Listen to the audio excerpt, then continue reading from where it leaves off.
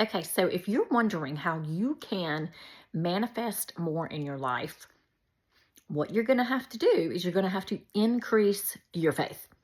Because the more faith you have that you can have something, the faster you're going to get it.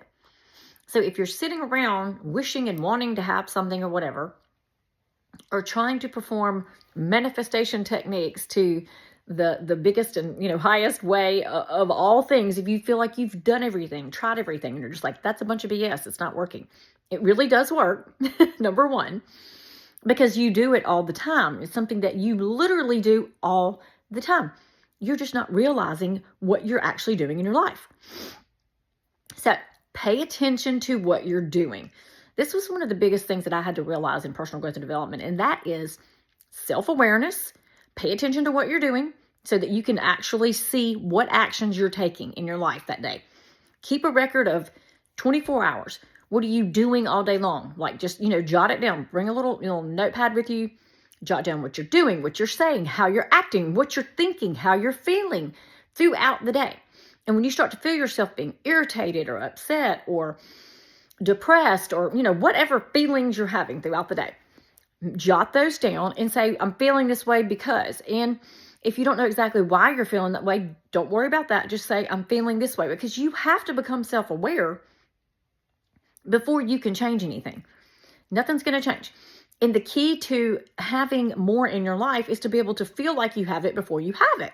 If you're feeling unworthy and you have trauma in your past from things that happened in your life that maybe you don't even know you're still holding on to, you need to be able to let go of those things. There's just a whole lot to it. So if you especially, this is the biggest thing that I feel like most people want to do, is they want to manifest more money or more things and material things in their life. And they think that just sitting around and closing your eyes and visualizing it and feeling it is going to make it happen. Now, I will say, yes, that is part of it. There definitely is part of it. It is part of the process. But the most important thing that you need to do in any type of having faith, because if you're saying I'm manifesting, you're having faith that you're going to receive something that is not there yet. Okay? But you have to have the faith there, and your faith has to be big enough to do that. That's why, people get mad at me when I would say people that are rich and have a lot, their faith is really big. It's so much bigger than somebody that's poor. And I got a lot of bad looks from that, but it's the truth. The vision of a rich person had to be big in order for them to get it. And they also had to feel deserving of it, feel like they really could get it, could receive it. And they had to be walking around like, I already live. And if think about it, that's why a lot of people get mad or have grudges against people who have money or whatever. It was one of those old things that I grew up with, and people say, oh, well, rich people are greedy, or rich people are this or that, or they're snobby or something like that. No, they're just walking around with a vision in their head, and they're not letting go of it. They don't care if you like it or not. They don't care what you think, because it's their life. And it's your life, and you get one time to live it. So do what you want to do and quit worrying about what everybody else is thinking or saying about you. That is the key. So they're saying, no BS here. I'm going for what I want, and I'm going to feel like I've already got it. I'm going to walk around and act like I have it, feel like I have it. And then because of the law of physics and the law of, all the different laws of our universe, when those compile together and everything clicks, it has to happen. It's been proven scientifically that it has to happen. Okay, so look up quantum physics. Look up these things if you do not believe them, because it's happened to you in your life already. You just don't know it because you're not aware. So pay attention to what you're saying. Pay attention to what you're feeling. And if you've got some stuff down in here that you're still holding on to from the past, you're going to have to find a way to let go of it. So find ways to let go of old thoughts and feelings, and that takes time sometimes. So that doesn't mean that necessarily that you're not going to get what you want because of holding on to something from the past, but it does mean that it can be a little delayed. And then you can let go of it long enough to have those things show up in your life in such beautiful and wonderful ways. Also, another thing I want to share with you is that you create your own opportunities sometimes. If opportunities are not showing up for you in a way that you think that they should be showing up, because maybe the reason that they're not is because you're where you're going, you need to create your own opportunity. You need to put yourself in front of a camera or in front of a group of people and say, this is what I do, this is who I am. And you build your own legacy and your own audience. So there's so many ways you can look at this. But if you're feeling in your gut like you need to do something, and you're feeling a nudge to go out and do something, to make something real, make something happen, then go do it. If it's in your job, go do it in your job. If it's in a business of your own that you need to start, do it in that. If it's whatever it is, just listen and follow the nudges, because that's following your intuition, which you have to get good at. And if you start doing the self-awareness thing, you're going to break all of that down. And then as you continue to break that down and learn more about yourself and why you're thinking and feeling the way that you do, and really don't get caught up on the why, just get caught up on the fact that this is what I think, this is how I feel when I'm walking around every single day. These are my patterns.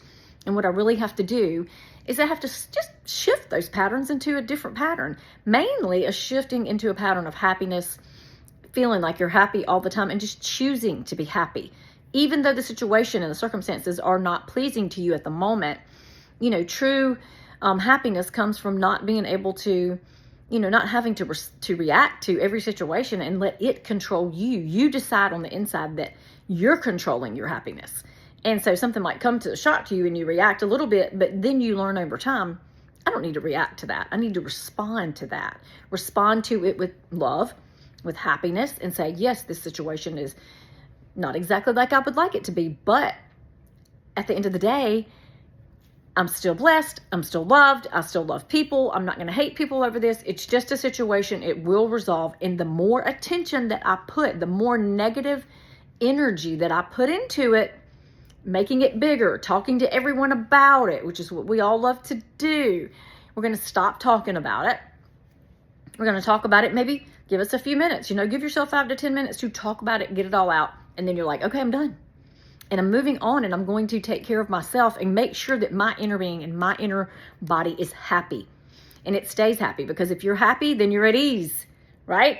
If you're not happy and you're mad and angry and, not content with things all the time, then you're going to be in dis-ease, which causes disease, which changes your body structure on the inside. So this is one of the main reasons why people live in such unhealthy lifestyles these days, because they're letting the outside world control their inner feeling instead of telling and you controlling your inner feeling, you talking to your inner self and saying, no, I choose happiness. And I can keep choosing that no matter what's going on outside of me. I can still, it may be hard sometimes, I'm not saying that, but I sit down, I meditate, I pray, and I say, this is what I choose. And then as you do that, you are co-creating and working with God to create that beautiful situation within your body. And then the happier you get, the more you get in your life. The more things the happier you get, the more you're going to get. So yes, there are mean people. Yes, there are angry people that are walking around with a ton of stuff. I'm not saying that's the mandatory thing. But I'm also saying that the more that they stay angry and in living in a world of negativity, it won't stay there for long. And it's been proven. So sometimes the belief in the money is a big thing. So if you're believing in the money and, things are coming in, and you get, mean or angry or whatever over time, that's your deal. You have to deal with that.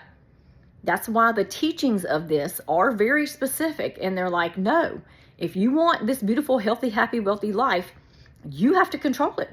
And it's not always easy, but that's why you have and find groups of people who follow this same method, that teach this same method to help you stay focused on you, on your inside of your body, staying at ease and happy.